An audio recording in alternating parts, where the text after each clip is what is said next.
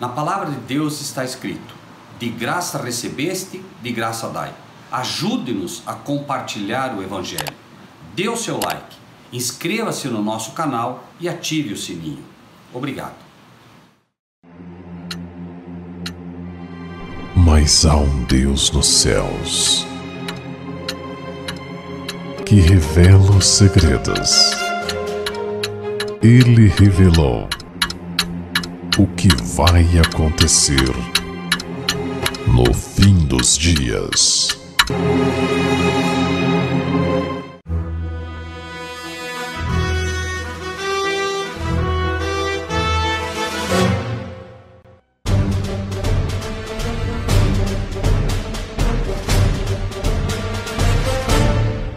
Todos nessa noite, novamente, essa manhã eu orava e falando com Deus sobre a incumbência que todos nós temos hoje como cristãos, não só de estudar a palavra, mas de procurar vivê-la também. Nós precisamos ter a sabedoria de Salomão. Salomão não pediu conhecimento, pediu sabedoria. E a sabedoria é o conhecimento aplicado, é quando você conhece e procura viver o que conhece. Essa é a diferença entre o verdadeiro cristão. O verdadeiro cristão não tem conhecimento bíblico, ele tem sabedoria bíblica. Ele aplica na sua vida aquilo que ele aprende com a palavra de Deus. Porque o conhecimento, como diz a palavra, o conhecimento incha. O que é isso, o conhecimento incha? O conhecimento faz com que você, por conhecer um pouco a Bíblia, comece a achar que você é melhor que os outros. Mas a sabedoria não. A sabedoria, no momento que você vê Jesus, por exemplo, iniciando o seu ministério, na sua primeira pregação, nas suas primeiras palavras, dizendo: bem-aventurados os humildes, porque deles é o reino do céu. O cristão que, se não for humilde, ele ainda não entendeu nem a base do evangelho. O cristão tem que ser humilde. É comum nós vermos pessoas que dizem: não, eu tenho 40 anos de igreja, você quer me ensinar? Eu tenho 50 anos de igreja e você quer me ensinar? Isso é falta de humildade. Todos nós temos o que aprender com todos. Todos têm algo a ensinar. Todos nós, em nossa experiência, em nossa caminhada cristã, temos algo a ensinar e temos algo a aprender. E é essa a diferença poderosa, que faz de um verdadeiro cristão. Por favor, abram as suas Bíblias no capítulo 12 de Apocalipse. Capítulo 12 de Apocalipse.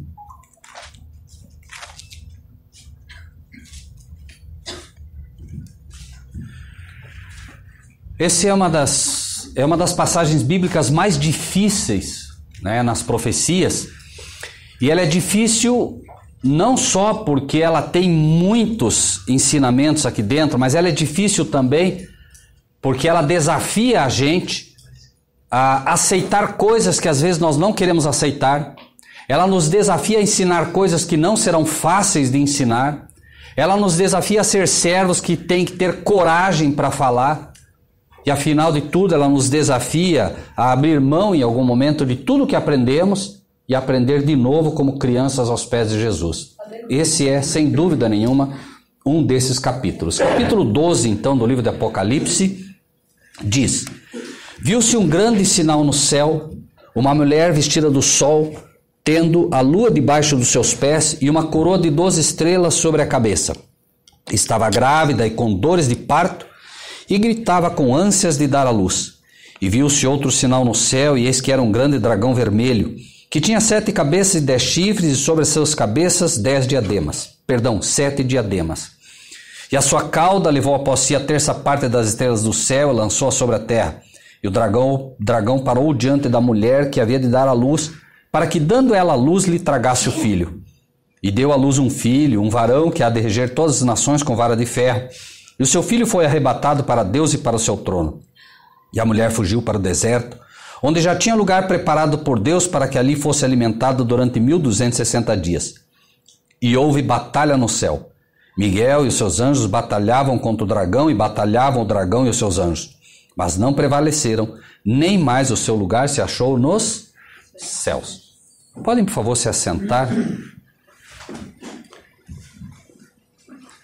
Amados irmãos e irmãs, o grande desafio que nós temos diante de nós, além de tudo, é nós, em algum momento, termos que, como Paulo, que aprendeu aos pés de Gamaliel, Paulo aprendeu com um professor fantástico de Bíblia, mas aprendeu com alguém que tinha apenas conhecimento bíblico. Ele aprendeu aos pés de Gamaliel, mas quando ele realmente cai do cavalo, quando ele realmente se converte, Jesus diz para ele, Saulo, Saulo, por que me persegues? Saulo, por que você está me perseguindo? Saulo tinha certeza que pertencia à verdadeira igreja. Tinha certeza absoluta. Tanto que ele perseguia aqueles que ele acreditava que estavam derrubando o evangelho, as escrituras do Antigo Testamento. Jesus então diz para ele, Saulo, Saulo, por que você me persegue? Imagine o susto de Saulo. Mas como assim eu te persigo?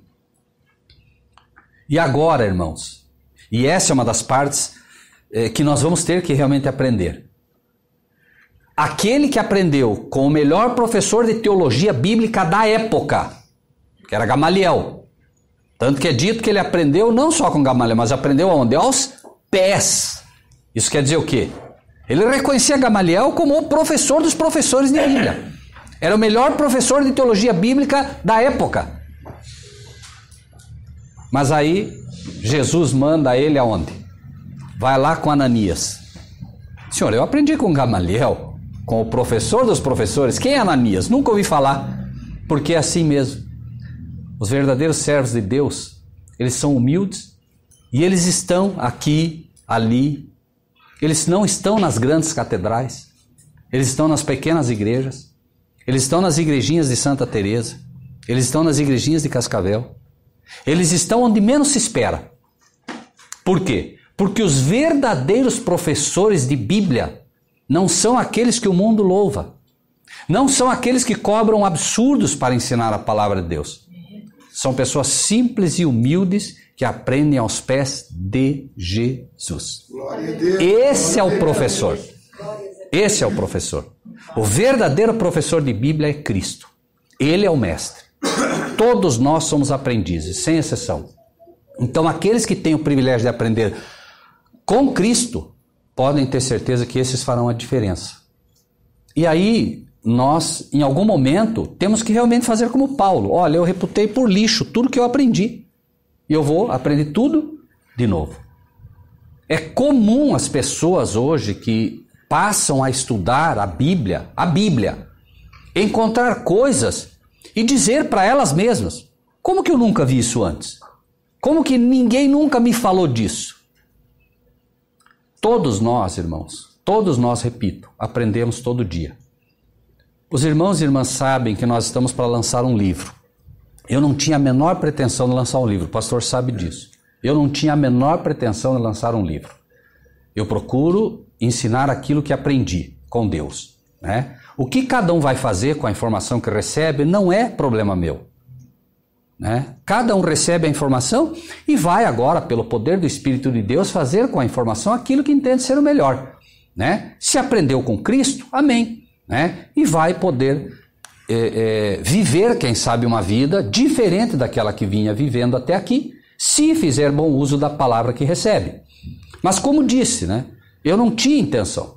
E quando alguém me disse, Rogério, por favor, coloque num livro aquilo que você tem ensinado para que mais pessoas possam aprender.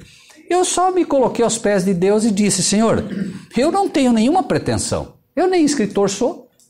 Agora, se isso vem do Senhor, se o Senhor quer realmente que esse livro vá para frente, providencie formas de que ele vá. E pela graça de Deus, né, o livro vai sair sem que eu coloque um tostão meu. O livro não é meu. Por que eu tenho, né? Não é para minha glória. E irmãos, hoje eu ouvi um testemunho, eu pedi para um jornalista muito amigo meu, ele é professor de gramática, porque de Bíblia ele não é professor de gramática. Eu pedi a ele que lesse o livro para, né, ajustar algumas palavras que às vezes a gente pode errar, alguma coisa assim. E hoje eu recebi um testemunho dele que para mim vale ouro, irmãos. Né? Por quê? Porque o livro não é para a glória minha. Eu não quero que ninguém venha me dizer, olha, Rogério, que livro maravilhoso. Não, eu não tenho o menor interesse nisso. O livro só tem um propósito, levar as pessoas aos pés de Cristo. Porque ele precisa crescer. E nós precisamos o quê? Diminuir. Ele até me perguntou, falou, Rogério, por que você colocou, né, Rogério Buzzi com letras minúsculas? Porque tem que ser assim mesmo, tem que ser com letras minúsculas. Com letras maiúsculas tem que ser o nosso Deus. Com letras maiúsculas tem que ser Jesus. Nós tem que ser minúscula mesmo, né? E hoje ele me dizia o seguinte, ele falou, Rogério, o livro eu acho que está com o nome errado, que é Pérolas Escondidas. Ele disse, devia ser Pérolas Reveladas. Falou, porque eu estou na página 48, eu estou aprendendo tanta coisa, falou, da Bíblia, né? Eu estou aprendendo tanta coisa, falou, que eu li e não entendi, agora estou entendendo, tem que ser Pérolas Reveladas. E eu dizia, né, bom, eu orei para que Deus me desse o nome do livro. Acredito que Deus me inspirou a que esse fosse o nome, Pérolas Escondidas. Então, creio que esse é o nome que o senhor quer que tenha esse livro. Mas a minha alegria foi porque no final das contas ele disse, Rogério, para mim, ele falou, isso aqui é um manual da Bíblia. É um manual da Bíblia. Amém, porque eu não pretendo nada além disso, pastor, que seja um manual da Bíblia. Quem dera as pessoas possam pegar esse livro, ler e dizer, nossa, esse livro é muito bom porque ele me leva para a Bíblia. Amém. É tudo que precisa. Eu não quero que o livro me leve a mim ou a qualquer outro. O livro tem que levar as pessoas a Cristo, e se ele puder ser um manual da Bíblia, digo para vocês de todo o coração, eu morro feliz. Morro feliz. Né? Quem dera, né, pastor, as pessoas pudessem ler os livros das pessoas que escrevem hoje e dizer, isso aqui é um manual da Bíblia. Pastor, né? Depois de ser lido, ele vai ser Pérolas Reveladas. Amém.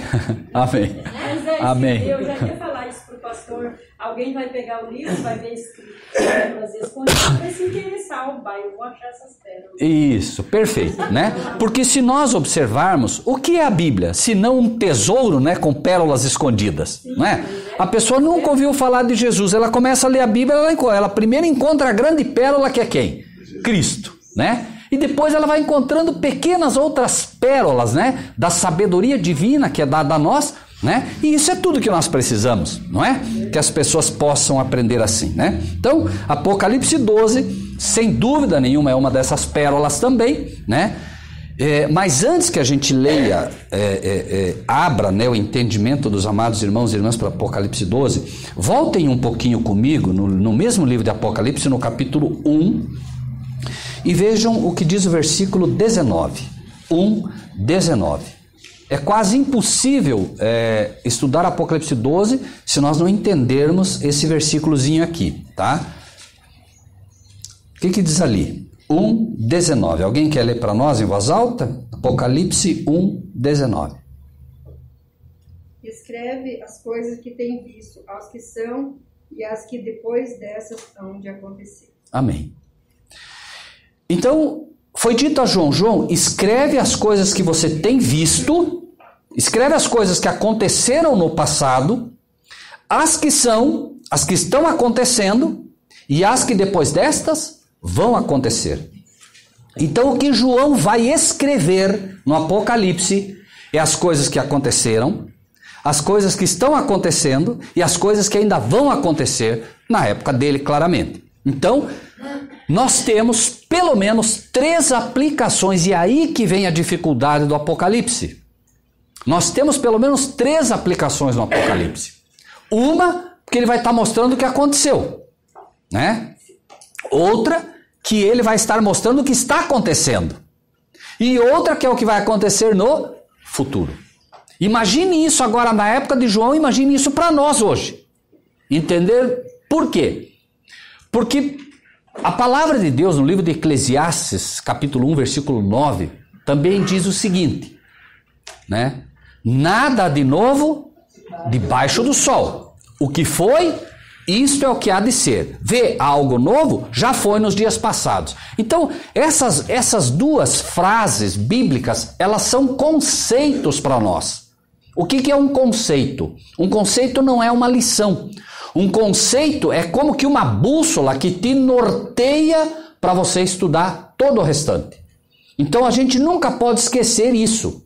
O Apocalipse foi escrito daquilo que era, daquilo que é e daquilo que vai ser. Se nós esquecermos isso, nós temos problemas. Por quê? Porque senão nós vamos ver, por exemplo, uma guerra. São poucos os que se aventuram a estudar o Apocalipse. Isso é um fato, são poucos. Mas entre esses poucos, haverá daí uma luta, porque um vai ler e vai entender o que aconteceu no passado. E vai defender com unhas e dentes o que aconteceu no passado. Aí o outro vai ler e vai perceber as coisas que estão acontecendo.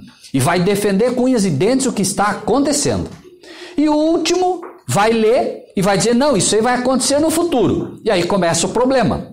Por quê? Porque quem estuda apenas para entender o que vai acontecer no futuro, não vai conseguir ter toda a luz que o livro do Apocalipse quer dar. Porque ele vai ficar apenas com um pedaço. É como se nós disséssemos assim, nós estamos aqui e acontece um acidente ali fora. Nós ouvimos o barulho e o acidente.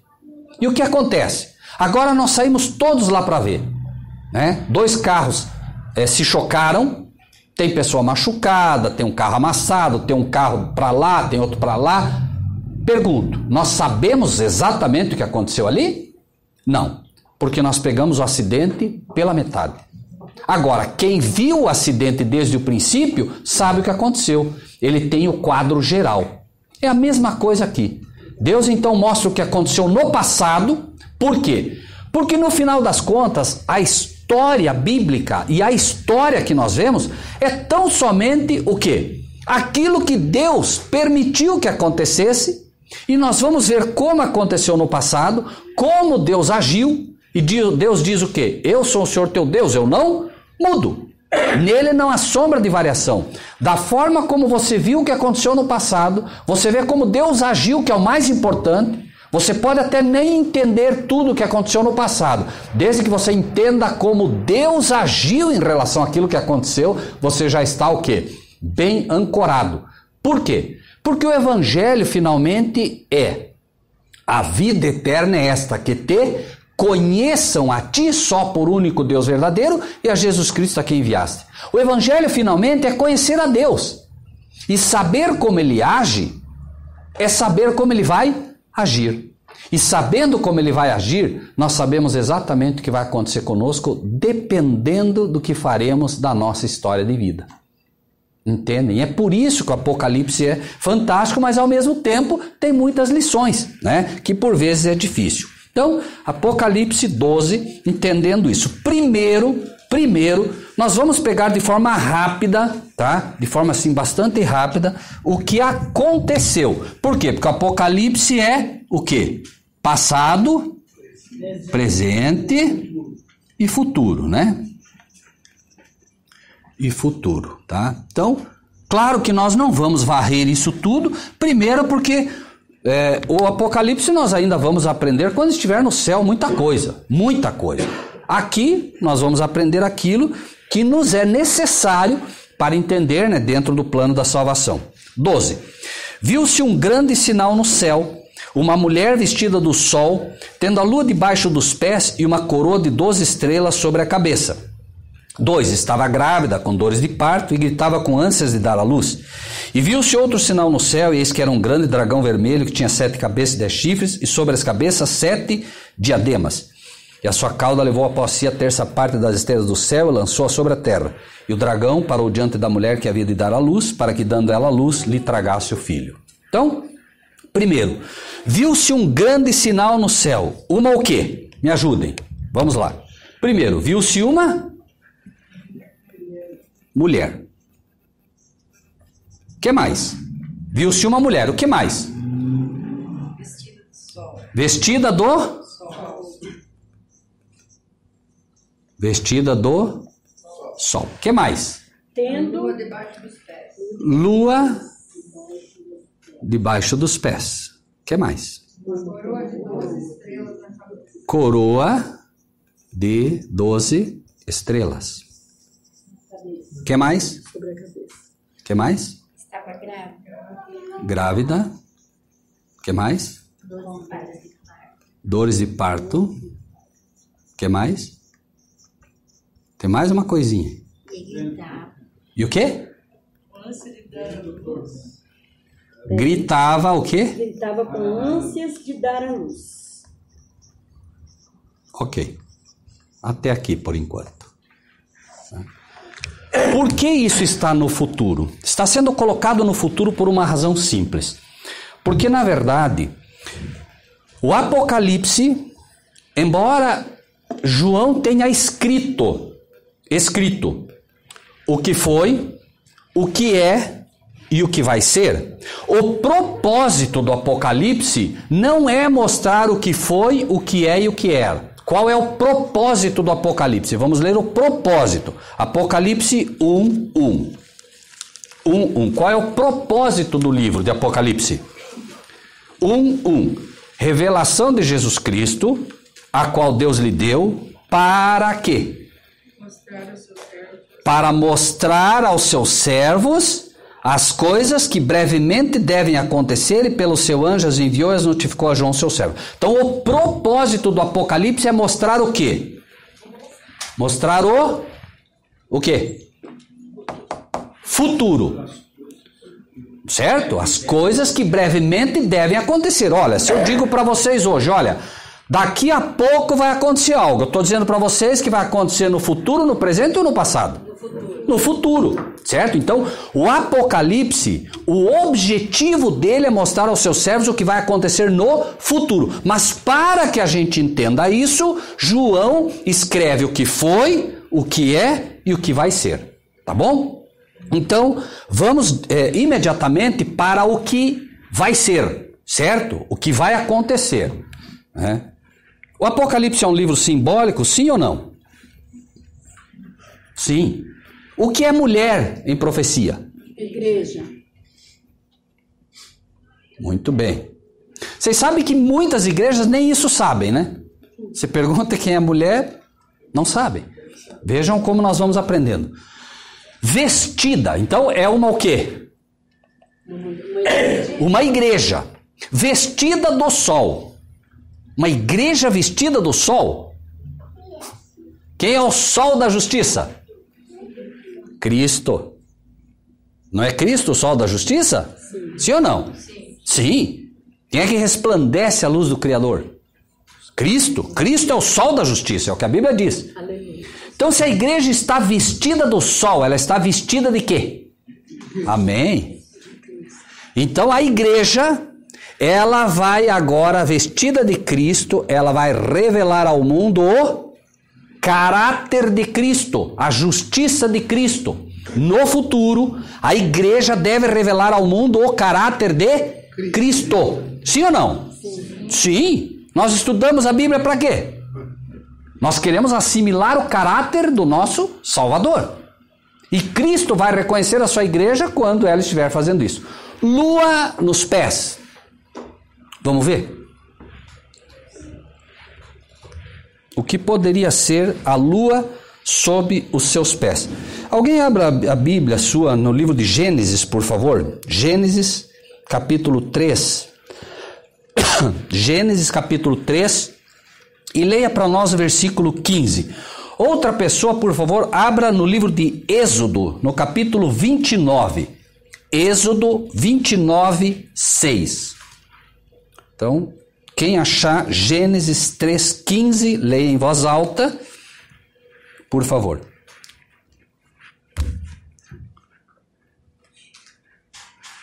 Acharam? Gênesis 3,15. Porém, inimizade entre ti e a mulher, entre a tua descendência e o teu descendente. Este te ferirá a cabeça e tu lhe ferirá o calcanhar. Vejam só, a promessa foi de que a mulher, do que estamos falando aqui, o que ele viu? Uma igreja, mulher, um dia pisaria a cabeça de Satanás. Certo? Sim ou não? O próprio livro de Gênesis fala que Deus criou os dois grandes luminares, o maior para governar o dia. Qual é o luminar maior para governar o dia? Sol. E o luminar menor para governar a noite. Quem é o rei da noite? A lua. E se Cristo é o sol da justiça, quem é a lua? Estrelas. Pensem, estrelas são anjos. Qual é o anjo da noite? Qual é o anjo das trevas? Qual é o anjo que governa a noite? Não, o anjo que governa a noite. Jesus é o sol da justiça. Vejam, claro, amém, lógico. A igreja foi prometida que pisaria, ou não? Sim. Que pisaria o dragão. E quem é o dragão? Satanás. Aqui ela está fazendo o quê? Por que ela tem a lua nos pés? Porque ela está pisando aquela que é uma estrela. A estrela é anjo. Aquela que é a estrela que governa a noite. Jesus disse, tudo que eu fiz à luz do dia. Mas o inimigo faz tudo às escondidas, nas trevas, certo? Então a igreja vai chegar um momento que quando ela estiver vestida do caráter de Cristo, quem é que ela vai vencer finalmente? Ela vai pisar Satanás, é uma promessa, irmãos. E isso está no futuro, não pensem que a igreja está vencendo Satanás, a igreja não está. A igreja vai vencer Satanás ainda, não é? Tem muita igreja aí sendo vencida pelo inimigo achando que está vencendo. É só olhar, o pastor já comentou aqui várias vezes, eu já ouvi ele comentar, e vocês sabem que é assim. A pessoa pensa, e aí a igreja está uma confusão, e gente rolando, pisando um no outro, coisas assim absurdas. Pergunto, quem está vencendo lá dentro? Claro que é Satanás. Só que eles pensam que estão vencendo Satanás, mas Satanás está vencendo, certo? E o que mais? Coroa de 12 estrelas. Quem achou o texto que eu falei de 29 ali? Quem achou? Êxodo 29, 6. Quem tem? Acharam? Êxodo 29, 6.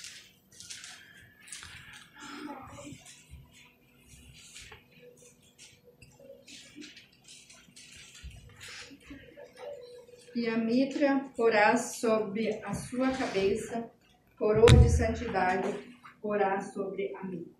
Amém. Coroa de quê? De santidade. Pergunto, quando a igreja estiver revestida de Cristo, quando ela estiver com o caráter de Cristo, pergunto, ela agora recebe uma coroa de santidade? Sim ou não?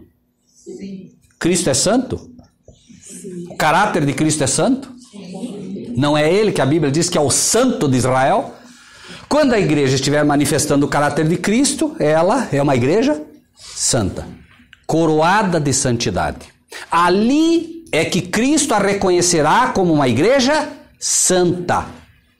A igreja hoje, ela tem joio e tem trigo. Pergunto, tendo joio e trigo, está santa? Não. Ela só vai ser santa quando Cristo retirar o joio do meio dela. Aí ela é uma igreja santa. E que mais? Mas a coroa tem quantas estrelas? 12. Essa igreja só será santa de fato, só será santa. Essa igreja só pode ser santificada pela palavra. Sim ou não? Sim. E a palavra para a santificação está onde? No Novo ou no Velho Testamento? Nos dois. Perfeito. No Velho e no Novo. Então uma igreja que queira, amém, uma igreja que queira atingir a santidade proposta, se ela ficar apenas com o Novo Testamento, se ela disser, não, nós aqui só ensinamos o Novo Testamento, nós só ensinamos o que ensinaram, muito bem, a graça, só ensinamos o que ensinaram os 12 discípulos. Pergunto, ela vai atingir a santidade proposta? Não. Por quê? Porque ela precisa ensinar o que ensinaram os 12 discípulos, mas precisa ensinar o que ensinaram os 12 patriarcas. Quem eram os patriarcas? Se vocês observarem, vejam só a igreja pura, como é que ela se apresenta. Vamos para o capítulo 7 de Apocalipse 7. Voltem um pouquinho. 7, 4. Diz ali, ouvi o número dos assinalados. Quem quer ser assinalado aqui? Glória a Deus. Amém. Eram 144 mil assinalados de todas as tribos dos filhos de Israel. Não esqueçam, quem é Israel? Jesus disse, Israel é meu filho, meu povo. Nós somos o Israel de Cristo. Agora vejam aqui o versículo 5, da tribo de Judá, de Gade, Aser, Naftali, Manassés, Simeão, Levi, Issacar, Zebulon, José e finalmente Benjamim. Quantos são? 12. Então a coroa de estrelas, a coroa que denota a santidade dessa igreja, está marcada pelos ensinos dos 12 patriarcas e também dos 12 discípulos. certo? Essa igreja, então, quando ela, vejam bem, futuro, quando ela chegar a, como igreja, refletir o caráter de Cristo, ela vai pisar Satanás. Ela agora venceu Satanás. Ela está em santidade. Jesus disse, aí vem o inimigo, e ele tem 10% em mim. Foi isso que Jesus disse? O que ele disse? Aí vem o inimigo, e ele nada tem em mim. A igreja aqui não pode mais ter nada do inimigo, nada. E não se assustem. A igreja hoje ainda tem muito do inimigo. Muito. Por quê? Porque a igreja hoje ela está sendo purificada, né? Nós saímos de Babilônia. Quantos aqui foram católicos? Levante a mão quem foi católico aqui. Tá vendo? Pergunto. Vocês realmente acham que saíram do catolicismo limpos? Não. Vejam. Nós andamos durante anos num lamaçal. Nós não saímos limpos. Tem muita coisa que a gente ainda crê, que pensa que é bíblica, mas é babilônica. É do catolicismo. Muita coisa, gente. Isso tudo Deus vai o quê? Limpar. Perfeito.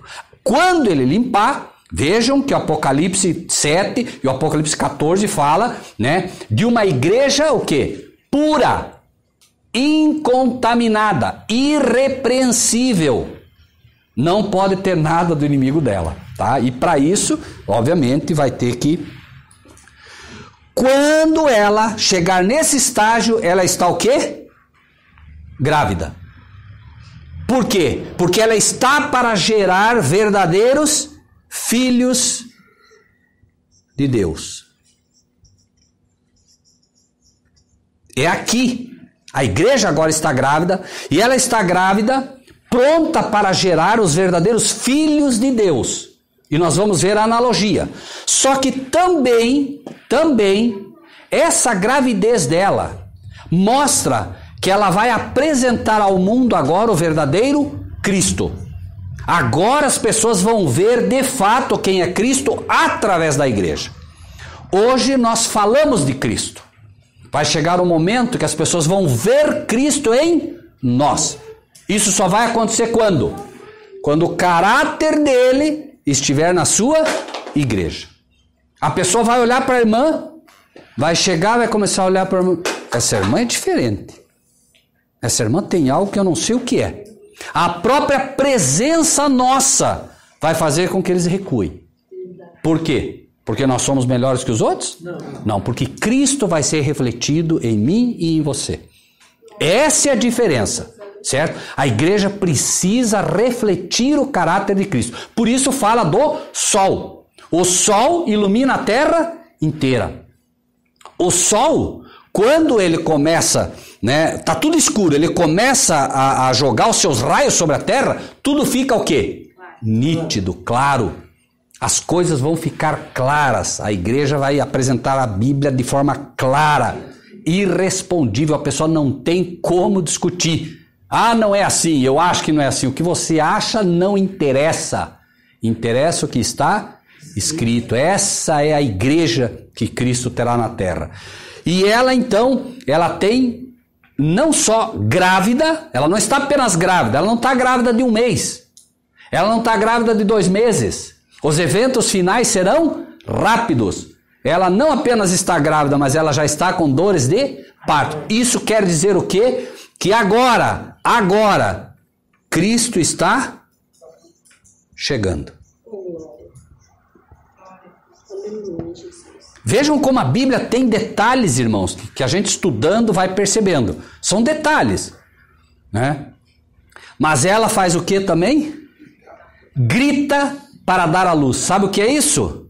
Esse é o alto clamor. Por isso ela grita. Ou seja, agora a igreja tem uma pregação consistente. E qual é a pregação dessa igreja? Quem lembra? Quem lembra de Mateus 25? Mateus 25 fala das virgens. O que despertou as virgens? Alguém gritou. Gritou o quê? Eis o noivo. Tá aqui ou não tá? Esse é o alto clamor. A igreja agora grávida, certo? Não apenas grávida, mas ela está com dores de parto. Quando é que a mulher entra em dores de parto?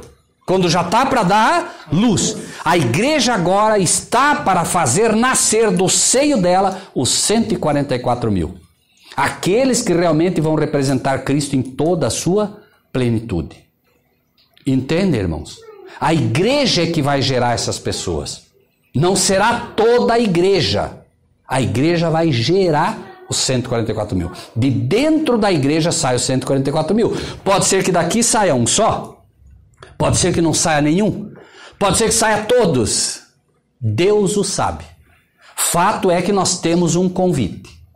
Nós temos um convite. Essas verdades Deus não daria a nós se não fosse para nos preparar para fazer parte dos 144 mil.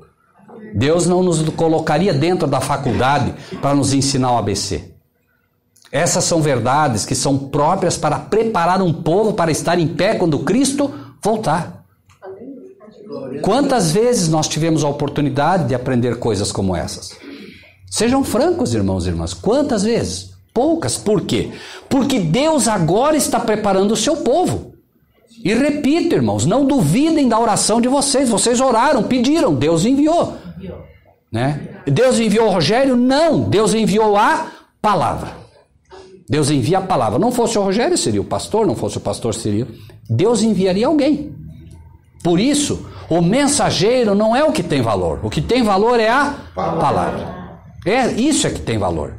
Certo? Então, nós vemos aqui, apenas para deixar isso bem claro, irmãos. Então vamos ver. Como é que nós leríamos a partir de hoje, já interpretado, né? Apocalipse 12, voltem, né? 12:1. Viu-se um grande sinal no céu, uma igreja vestida de Jesus. Amém, de Jesus, pisando o inimigo, tendo uma coroa de santidade, baseada na palavra de quem? Dos 12 discípulos e de quem?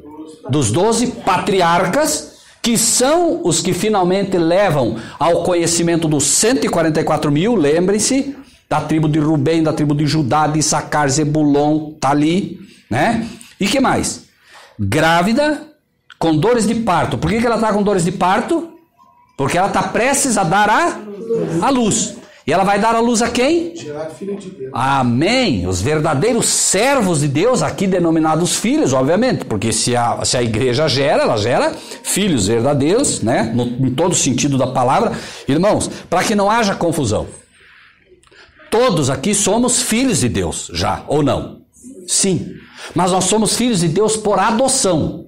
Fomos adotados na família celestial, então o céu nos vê como filho de Deus por adoção. Mas nós precisamos chegar a ser filhos de Deus pelo comportamento. Um exemplo simples. A irmã adota uma criança, certo? A irmã adota uma criança. Vamos imaginar que a irmã ame macarrão. Tá bem? Apenas como exemplo. A irmã gosta muito de macarrão. Agora ela adota uma criança. Nós vamos visitá-la. Essa criança acabou de chegar. Na mesa tem macarrão. A criança olha e diz, eu não gosto muito de macarrão, gosto mais de arroz e feijão. Nós olhamos e digo, essa criança é ou não é uma filha dela? Sim ou não? É. Por que ela é? Porque ela foi adotada. Adotada. Se ela nunca comer macarrão na vida dela, vai deixar de ser filha dela? Não, porque ela adotou. Mas com o tempo, daqui 2, 3, 4, quem sabe, 1 ano, nós vamos chegar lá. Provavelmente essa criança vai gostar de comer o quê? Por quê? Aprendeu com a mãe. O gosto dela devagarinho foi sendo mudado, não é? E ela aprendeu a gostar de macarrão. Agora você vai lá 1 ano depois, ela senta, mãe, quero macarrão. Pô, o que você diz agora? Agora ela é de fato uma filha da irmã. Entendem? Mudou o comportamento. Nós somos adotados na família celestial, somos considerados filhos de Deus, mas é preciso que o mundo reconheça que nós somos filhos de Deus. E nós não vamos ser reconhecidos como filhos de Deus apenas por adoção. Nós vamos ser reconhecidos pelo nosso comportamento. Que é finalmente o que? O caráter de Cristo. As pessoas precisam ver em nós o caráter de Cristo. Caráter. Não estamos nem falando de poder. Caráter. Certo? E é natural. A pessoa precisa realmente olhar para você e ver que você é uma pessoa diferente, ou não? Sim. O cristão tem que ser diferente. Primeiro porque o cristão anda na contramão do mundo. Todo mundo está indo para a direita, o cristão está indo para a esquerda. Porque o cristão anda, de fato, na contramão do mundo, né? Então, até aqui nós temos, né, de forma clara. Versículo 3 agora. E viu-se outro sinal no céu. E eis que era um grande... Me ajudem de novo. Lembrem-se, por que não estamos lá? Porque o que é para nós aprendermos é a revelação de Jesus Cristo que Deus lhe deu para mostrar o que vai acontecer. Então, ele vê o que? Um...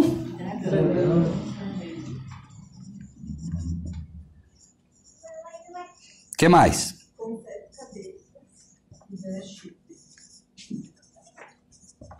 10. O que mais? 7 diademas. O que mais? Suas caudas rasgavam a terça parte das estrelas do céu.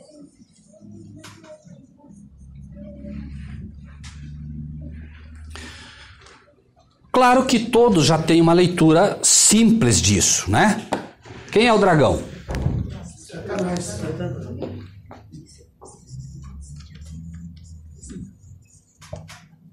Vermelho. Tá vendo como a igreja já aprendeu? E veja que a Bíblia não muda. 7 cabeças. O que é cabeça? Poder. Não. Chifres é poder. É verdade. Rei. Oi? Rei ou líder. Muito bem. Nabucodonosor, tu és a cabeça de ouro. Poder. Diademas, coroa. Certo? Sim. Terça parte dos anjos, certo? Só que os anjos já foram expulsos e nós estamos buscando o futuro. Então, vamos tentar entender um pouco melhor isso. Viu-se outro sinal no céu, eis que era um grande dragão. Então, neste momento em que a igreja agora reflete o caráter de Cristo, Satanás é expulso finalmente. Veja, Satanás já foi expulso uma vez. Foi expulso a segunda vez. Jesus diz, eu vi a Satanás cair como um raio do céu. Foi a segunda expulsão, mas haverá uma terceira. Satanás, então, agora está de que cor? Por quê?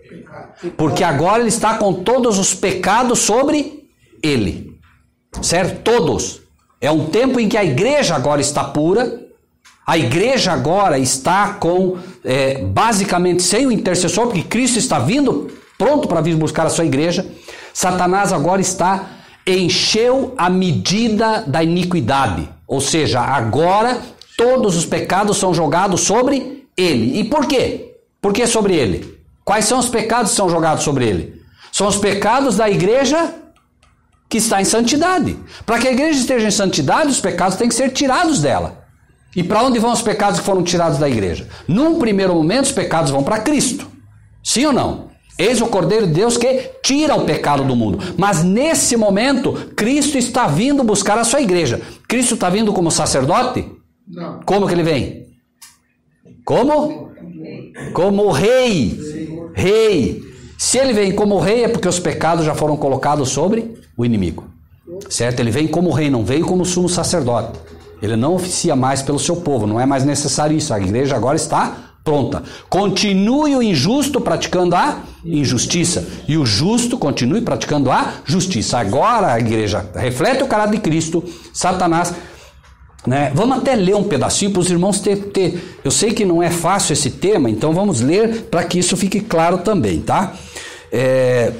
No livro de Êxodo, capítulo 26, Êxodo 26,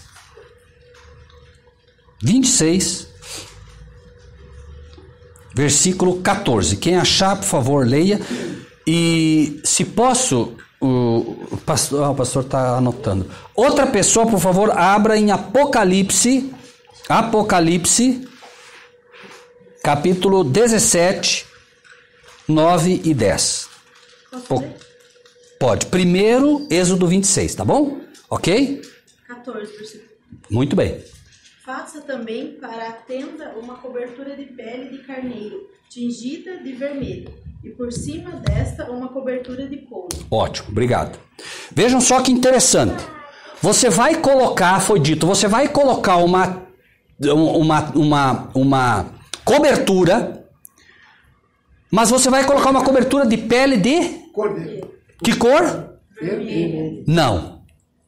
Olha os detalhes da Bíblia. Pecado. Olha os detalhes da Bíblia. Leia. Pode ler de novo, irmã?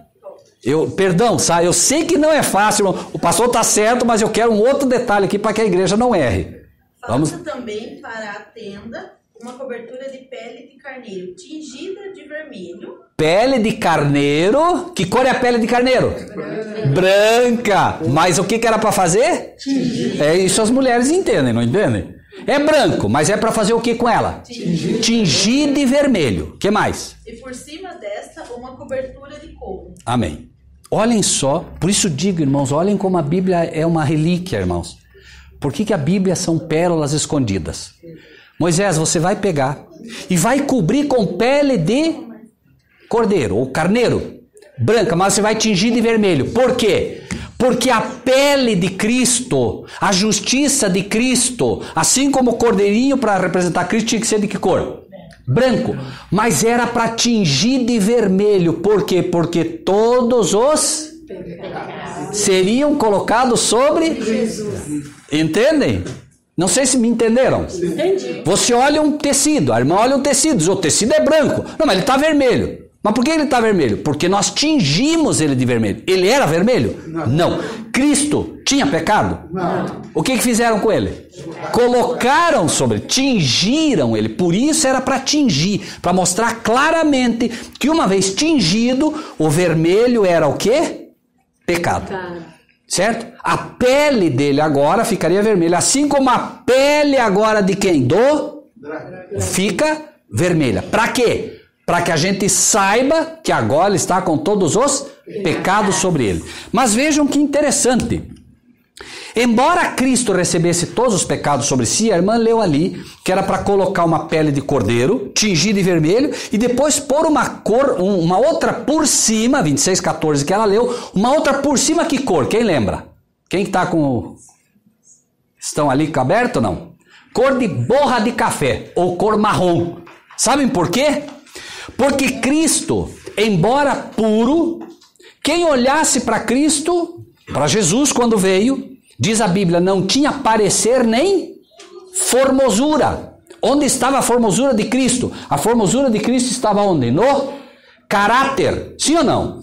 Você olhava para Cristo, era a cor de borra de café. Era uma pessoa comum, levemente escura, como é o povo judeu, mas era uma pessoa que você olhava e não via beleza nele, eu via. Olha que... Até a Igreja Católica gosta muito disso, né? Fazer ele como? Branco, olhos verdes, olhos azuis. Jesus era uma pessoa de cor levemente escura, judia. E não é que ele era negro, ele tinha cor levemente escura como o judeu, certo? Aquela cor queimada pelo sol, certo? Mas não é isso o mais importante. O mais importante é que o santuário, quando você olhasse de fora que representava Cristo, você olhava ele e via o quê? Uma pele de marrom. Eu não sei quanto aos irmãos, mas para mim, com todo o respeito, quem gosta da cor marrom, eu acho a cor mais feia que tem o marrom. Parece uma cor suja. Não parece uma cor suja? Você olha uma cor assim, marrom, parece meio sujo. Exato. E ali ainda diz, né? Cor de borra de café. Quer dizer, não era nem o café, era a borra, é a sobra. Então, né? Por quê? Porque não havia parecer nem formosura. Quem olhasse para Cristo deveria aceitá-lo não pela beleza física, mas sim pelo... Isso diz o que para nós? Pessoas passam ali na frente, olham para essa igreja e dizem, olha essa igrejinha. Igrejinha de fundo de quintal aí, garaginha. Mas onde está a beleza dela? Caráter. A beleza da igreja tem que estar aonde? Dentro, no caráter, no que ela ensina, no que ela vive, no que ela prega.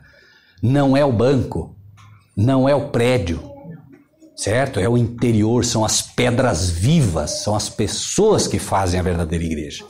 Essa é a diferença, é o interior, não é? Então, irmãos, me ajudem lá, vamos ler de novo, vamos ler? O que diz lá? Vi um grande sinal no céu, que era quem? Satanás, cheio de pecado, com 7 cabeças. Agora, Satanás já tem, através da sua igreja, porque tem a igreja verdadeira e tem a igreja falsa. Agora, as 7 cabeças, os 7 líderes, certo? Os 7 papas já passaram por ela. Os últimos 7 papas, lembrem que o 7 é o número da plenitude, nós vamos estudar Apocalipse 17, mas a igreja já está com o seu 7º papa, que é o último, certo? E o que mais? E os 10 chifres. Lembra que nós estudamos os 10 dedos da estátua de Nabucodonosor? Os 10 chifres são o que o pastor falou, são os 10 poderes. Agora, o inimigo, o dragão, está com a nova ordem mundial pronta.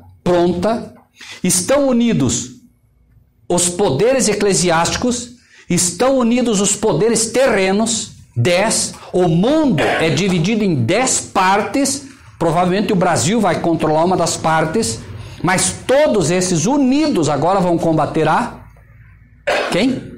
A verdadeira igreja. Vejam bem, irmãos. Papado na liderança, recebendo o poder do dragão, vai combater a verdadeira igreja. A igreja está pregando a volta de Jesus e não se enganem, pouco antes do dilúvio, quando Moisés estava construindo uma arca, o que vocês acham que estava acontecendo lá? Noé, obrigado.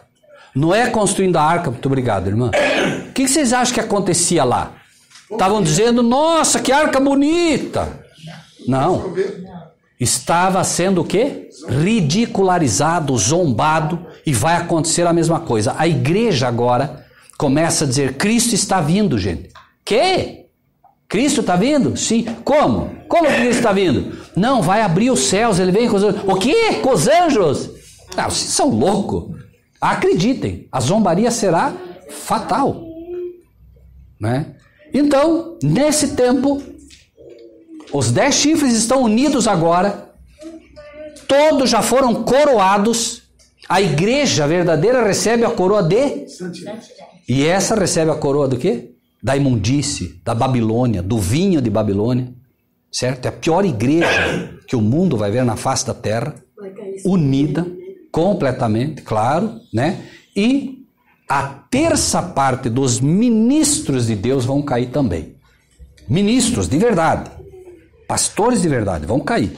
Porque, lembrem-se, versículo 4, leiam ali. 4, a sua cauda, lembram? Isaías diz, a cauda é o falso pastor. Está escrito, é só ler lá, não vamos cruzar agora porque não precisa, né? A sua cauda levou após si a terça parte das estrelas do céu, lançou-a sobre a terra, e o dragão parou diante da mulher que havia de dar a luz, para que dando a ela a luz lhe tragasse o filho. Vamos voltar um pouco agora, entendendo o que vai acontecer. Vamos ver um pouquinho agora do passado, certo? Para poder entender como isso vai ocorrer. E aí é preciso ter cuidado. Já entenderam que a visão que é dada, o que ele viu, é o que vai acontecer. Mas agora vamos ver como foi, para a gente entender um pouco melhor isso, tá bom? Então vejam. A sua cauda, voltamos agora no tempo com a interpretação passada, tá? A sua cauda levou após si a terça parte das estrelas do céu. O diabo foi expulso e trouxe que parte dos anjos? A terça parte. A terça parte dos anjos do céu, então, caíram, correto? E lançou-a sobre a terra. Onde é que eles estão atuando? E o dragão parou diante da mulher que havia de dar a luz. Olha que o tempo agora, veja, o Apocalipse é muito rápido agora. Ele vai mostrar muito rápido. Satanás é expulso, certo? Então, ele é expulso. Imediatamente, a Bíblia dá um pulo agora e vai mostrar o quê? O diabo parou diante da mulher que havia de dar a luz, para que dando ela a luz lhe tragasse o filho. Estamos no passado, vejam bem. O diabo, aqui, representando o dragão, representa nesse momento, no passado, quem? Herodes. Por quê? Por quê? Quem foi que perseguiu e queria matar Jesus? Antes que ele próprio nascesse. Os magos vão até lá, certo? Viemos adorar o rei. Não, que rei? Ah, vão lá então e procurem lá que eu também quero ir adorá-lo. Então, há um cumprimento passado, onde o dragão aqui é representado por Herodes. Por quê? Porque o dragão, o diabo, quem foi que moveu Herodes a tentar matar o Filho de Deus? O diabo, claro. Tanto que moveu depois o próprio povo para matá-lo, ou não? Muito bem.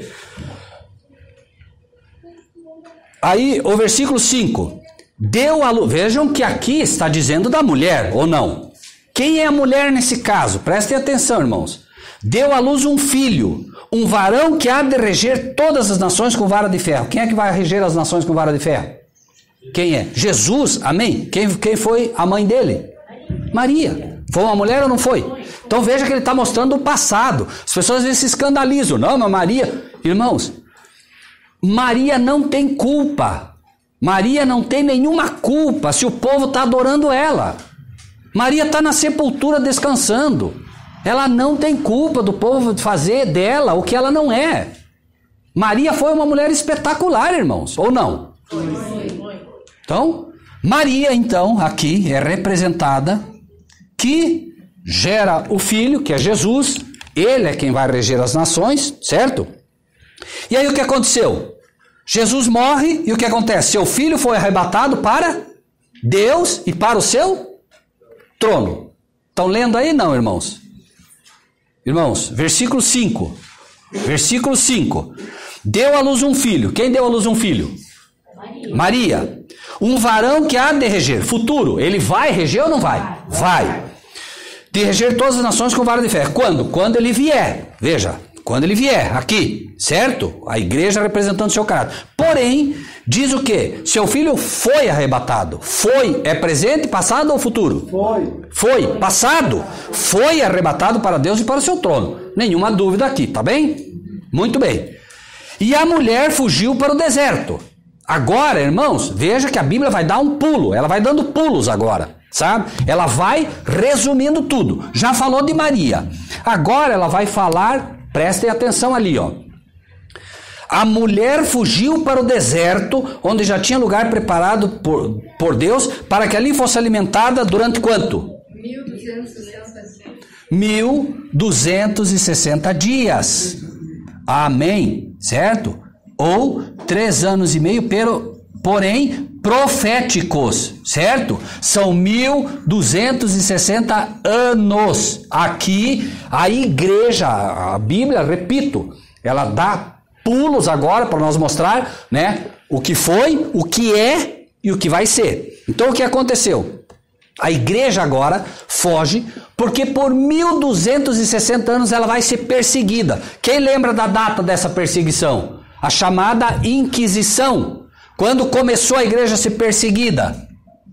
538 até 1798. A igreja é perseguida por 1260 anos. Quem é que perseguiu? Quem perseguiu ela? Quem perseguiu a verdadeira igreja? Quem foi que criou a chamada Santa Inquisição? O papado. Vejam, tudo vem da onde? Sempre de Roma. Herodes era da onde? De Roma. Perseguia Cristo. Agora o papado vem da onde? Roma. Quem ele persegue? A igreja de Cristo. Certo? Então, agora a igreja está sendo perseguida e foge para o deserto. E aí ele volta mostrando essa batalha. Houve batalha no céu. Miguel e os seus anjos. Esse é outro problema que se cria. A Bíblia diz Miguel e os seus anjos. Quem é Miguel, irmãos? Cristo, Jesus, muito bem. É o título que ele tem. Miguel e os seus anjos. Algum anjo é dono de anjo no céu? Quem é o verdadeiro líder dos anjos? Jesus, né? Aqui recebe o nome de Miguel quando em batalha, né? Então, ele diz, houve batalha no céu, Miguel e os seus anjos batalhavam contra o dragão e batalhavam o dragão e os seus anjos, mas não prevaleceram E o quê? Nem mais o seu lugar se achou nos céus. Então, nós temos, irmãos, uma batalha inicial, que é a primeira batalha, quando Satanás e os seus anjos são expulsos, certo? E diz aqui que o seu lugar não se achou mais nos céus, tá? Então, veja, em primeiro lugar, Satanás é expulso, mas ele é expulso de uma parte. Ele é expulso de uma parte. Depois, ele é expulso de outra parte. E finalmente ele vai ser expulso e acorrentado à terra. Apocalipse 19 e Apocalipse 20 vai falar sobre isso, né? Nós ainda vamos falar disso lá na frente, mas só para que isso fique mais claro aqui. Vejam só. O 8. Mas não prevaleceram, nem mais o seu lugar se achou nos céus. Alguém, por favor, abra Apocalipse 3, versículo 7. E Célia, se posso te pedir, abra Lucas 10, 18. Lucas 10, 18 e Apocalipse 3, 7. Quem achar Apocalipse 3, 7, por favor, leia em voz alta. 3, 7. E ao anjo da igreja que está em Filadélfia, escreve: isto diz o que é santo, o que é verdadeiro, o que tem a chave de Davi, o que abre e ninguém fecha, e fecha e ninguém abre. Obrigado. Vejam bem, ali está dizendo claramente que Cristo abre uma porta e ninguém fecha. Mas ele também está dizendo não só que ele abre uma porta e ninguém fecha, ele está dizendo também que ele fecha uma porta e ninguém... Peraí, por que ele diria que fecha uma porta que ninguém abre? Porque, obviamente, como é que nós vamos abrir uma porta que ele fechou? Nós nem temos como ir lá no céu mexer com isso. Por que ele está dizendo isso? Porque quem tentaria abrir uma porta que ele fechou? Quem? Sim ou não? Vocês acham que ele foi expulso do céu com guerra e disse, não, tá bom, então não incomodo mais? Não. Ele constantemente tentava ainda, por quê? A Bíblia diz que ele é o acusador dos irmãos, sim ou não? Sim ou não? Sim. Vejam mais, ele foi expulso ou não foi na primeira vez? Foi. Mas o que aconteceu? A Bíblia fala que lá em Jó, o que aconteceu? Quem lembra? Houve uma vez em que os filhos de Deus vieram, e o que aconteceu? Quem veio entre eles? Da onde ele veio? Da onde tu vens? Ele estava na terra nesse momento? Não. Da onde que você vem? De rodear e ser da terra. Ele estava ou não estava numa região celestial? Sim ou não? Sim. Ou era Deus que estava na terra? Na terra não era. E ele disse, da onde tu vens? De rodear e ser da terra. Então ele ainda tinha acesso em algumas partes. Só que aqui, na igreja de Filadélfia, Filadélfia é a igreja do amor fraternal, é a última igreja ou não é? Sim ou não? Sim. Filadélfia é a última igreja comportamental, porque ela é a sexta igreja. Mas Laodiceia, irmãos, os irmãos acham que Laodiceia é essa igreja aqui? Que representa o caráter de Cristo? O que os irmãos acham? Não, claro que não. Que Filadélfia diz, né? Tu és morno. Mas a igreja de Filadélfia é a que representa o amor fraternal. É a igreja que representa o caráter de Cristo. Então esta igreja, quando ela agora está pronta, finalmente esta porta é completamente fechada para o inimigo, ele não entra mais. Esta é a última expulsão. E quem é, irmã Célia, pode ler o texto de Lucas agora para nós? Vejam, irmãos.